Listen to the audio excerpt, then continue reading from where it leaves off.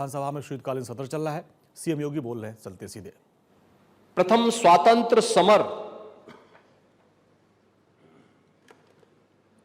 की विफलता के बाद बौखलाया हुआ ब्रिटिश हुकूमत दमन और अत्याचार की पराकाष्ठा पर पहुंच चुका था। यातनाएं दी जा रही थी। ब्रिटिश काले कानून के माध्यम से भारत की आवाज को रौंदा जा रहा था। लेकिन जब यह देश इसकी रजत जयंती मनाता, तब भी देश के अंदर ब्रिटिश हुकूमत थी। उस समय इस चेतना को आगे बढ़ाने का वक्त हमारे सामने आता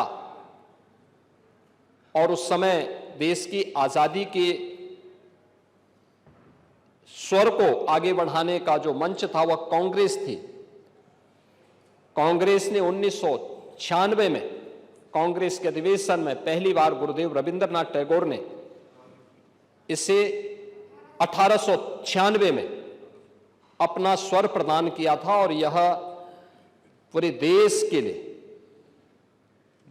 एक मंत्र बन गया था।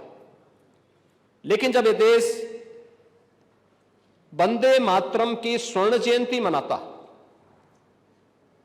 तब भी देश के अंदर ब्रिटिश हुकूमत थी। जब वंदे मातरम की शताब्दी महोत्सव का अवसर आया,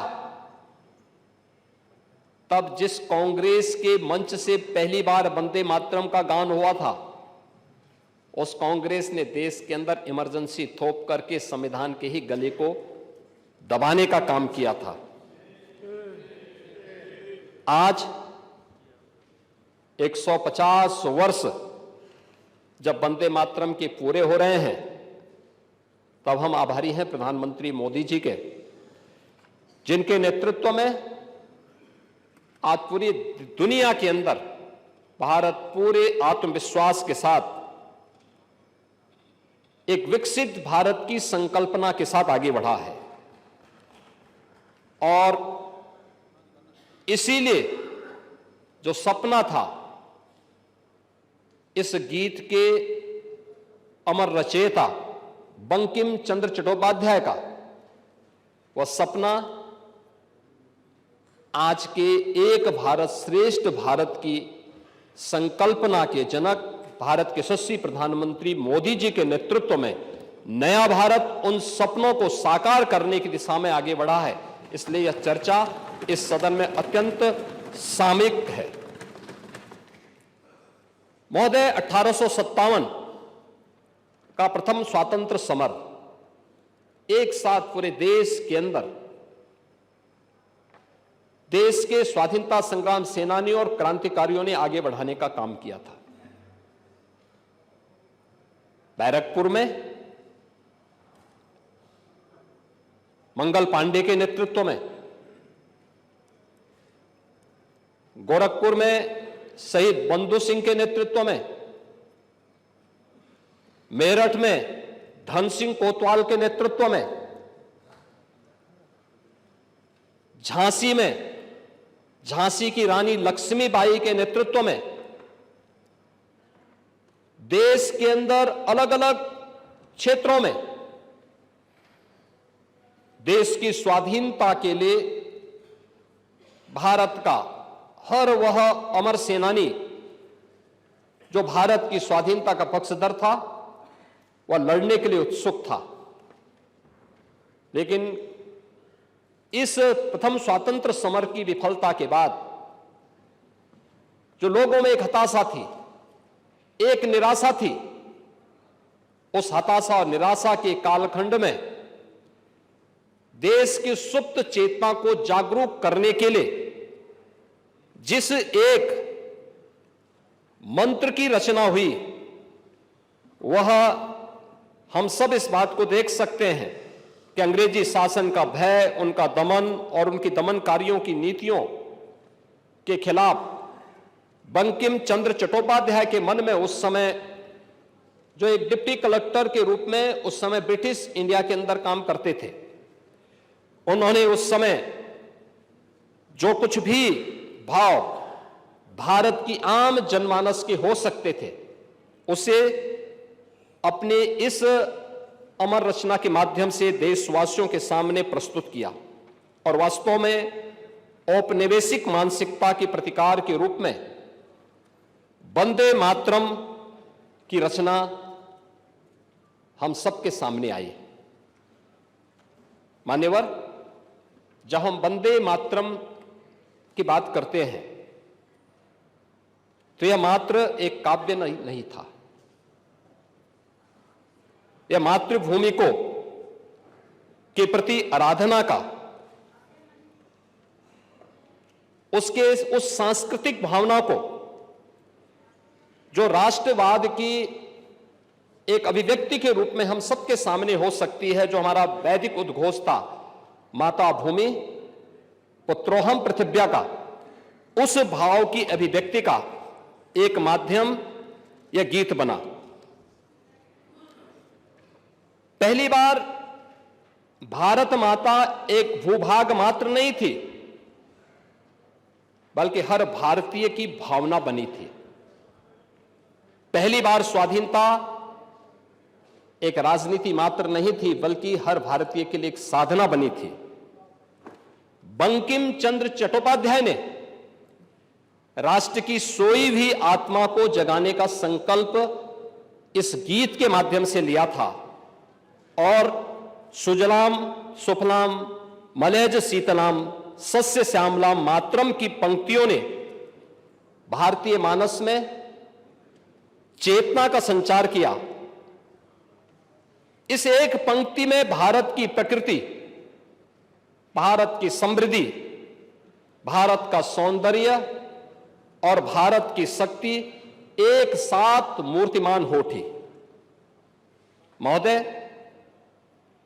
1905 में जब ब्रिटिश गवर्नमेंट ने बंगाल विभाजन की नींव रखने का कुत्सित प्रयास किया था, तब भारत की जनता ने प्रतिशोध के रूप में जो हथियार उठाया था, वह हथियार वंदे मातरम का था। प्रभात फेरियां, सत्याग्रह, स्वाधीनता का गान वंदे मातरम बन गया। रविंद्रनाथ ठाकुर ने इसे भारत की आत्मा कहा, अरविंद घोष ने इसे मंत्र कहा। वंदे मातरम बंग भंग आंदोलन का प्राण बन गया।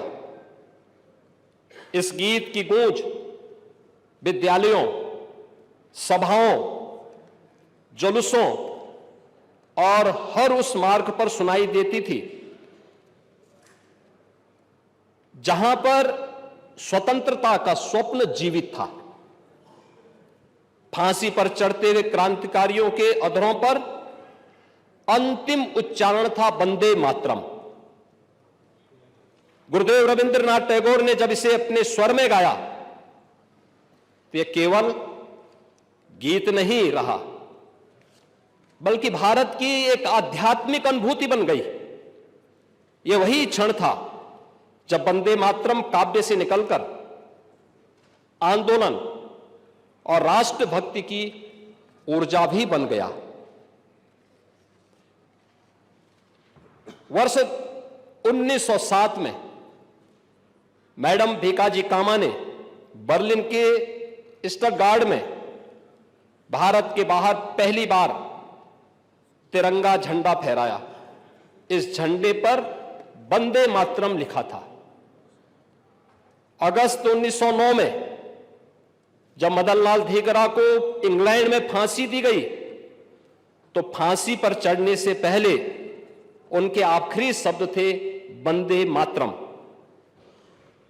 1909 में पेरिस में रहने वाले भारतीय देशभक्तों ने भी जिनेवा में वंदे मातरम नामक पत्रिका का प्रकाशन शुरू किया। अक्टूबर 1912 में गोपाल कृष्ण गोखले का केप टाउन में वंदे मातरम के नारों के साथ एक भव्य जुलूस के साथ भी स्वागत किया गया। और काकोरी के जो महानायक हैं पंडित रामप्रसाद बिस्मिल की जो प्रतिबंधित पुस्तक थी क्रांति गीतांजलि, इसमें पहला गीत मातृवंदना वंदे मातरम ही था।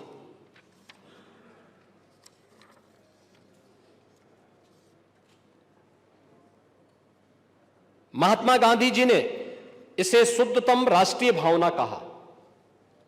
उन्होंने स्वीकार किया कि यह गीत राष्ट्रभक्ति की भावना से मंत्रमुग्ध करता है।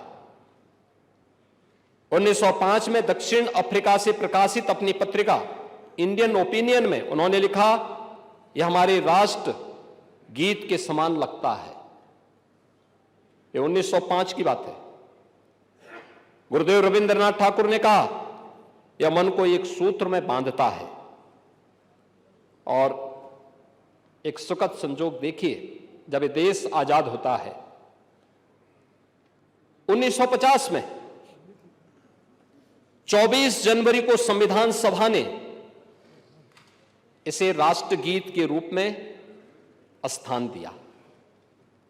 यही वह दिन है जब उत्तर प्रदेश को भी, यानी संयुक्त प्रांत को भी उत्तर प्रदेश के रूप में मान्यता मिलती है। एक साथ मान्यता मिलती है वंदे मातरम को राष्ट्रगीत के रूप में और संयुक्त प्रांत आगरा एंड अवध को उत्तर प्रदेश के रूप में मान्यता मिलती है। अतः यह गीत उत्तर प्रदेश के साथ भी एक ऐतिहासिक रूप से जुड़ा हुआ है और इसलिए उत्तर प्रदेश की सदन में इस पे चर्चा अत्यंत प्रासंगिक है। महोदय, आज के संदर्भ में यह चर्चा आवश्यक क्यों? आदरणीय प्रधानमंत्री जी के मार्गदर्शन में जब वंदे मातरम के 150 वर्ष समूचे राष्ट्र में कार्यक्रमों के माध्यम से मनाए जा रहे हैं, देश भर में एकता, राष्ट्रभक्ति और सांस्कृतिक गौरव का प्रसार हो रहा है। 1 अक्टूबर 2025 को राष्ट्रीय समारोह हुआ। राज्यों में 7 नवंबर 2025 को विशेष कार्यक्रम आयोजित हुए।